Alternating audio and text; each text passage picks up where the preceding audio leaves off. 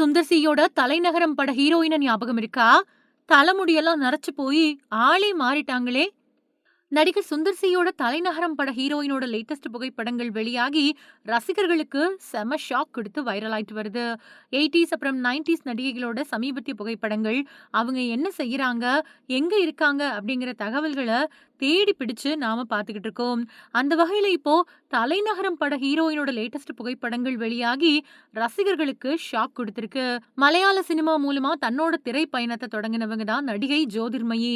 மலையாளத்துல ஏராளமான படங்கள்ல நடிச்சிருக்கக்கூடிய இவங்க தன்னோட அசத்தலான நடிப்பை வெளிக்காட்டினதன் மூலமா சிறந்த துணை நடிகை, சிறந்த நடிகை மாதிரியான விருதுகளை ஜெயிச்சிருக்காங்க.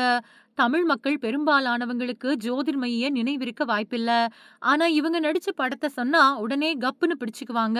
அதுபடி இயக்குனர் நடிகர் சுந்தர் சி நடிப்புல 2006வது வருஷம் வெளியான படம் தான் தலைநகரம்.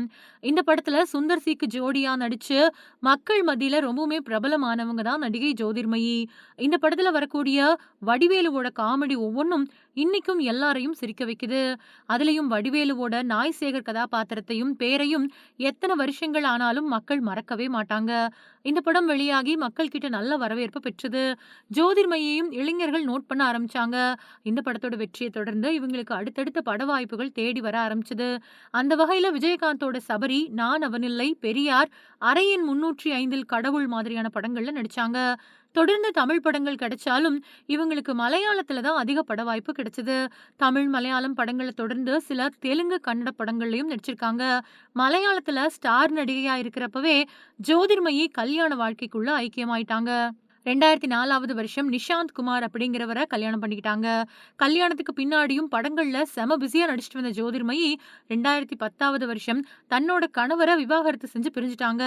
விவாகரத்துக்கு பின்னாடி தனிமையில இருந்த இவங்க 2015ல மலையாள இயக்குனர் அமல் நீரத் அப்படிங்கிறவரை கல்யாணம் பண்ணிக்கிட்டாங்க.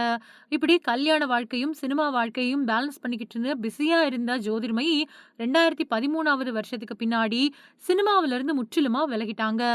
சினிமாவை விட்டு விலகி குடும்ப வாழ்க்கையை என்ஜாய் பண்ணிட்டு வரக்கூடிய ஜோதிர்மயோட லேட்டஸ்ட் போட்டோக்கள் ரசிகர்களை ஷாக் ஆக்கியிருக்கு. மாநகரம் படத்துல செம்ம அழகா இருந்த ஜோதிர்மயி இப்போ தலைமுடியெல்லாம் நரைச்சு ஆளே மாறி போய் ரசிகர்களுக்கு செம்ம அதிர்ச்சி கொடுத்திருக்காங்க. இந்த நிலையில இவங்களோட லேட்டஸ்ட் போட்டோஸ் சோஷியல் மீடியாக்கள்ல வெளியாகி ரசிகர்களோட கவனத்தை ஈர்த்து வைரல் ஆயிட்டு வருது.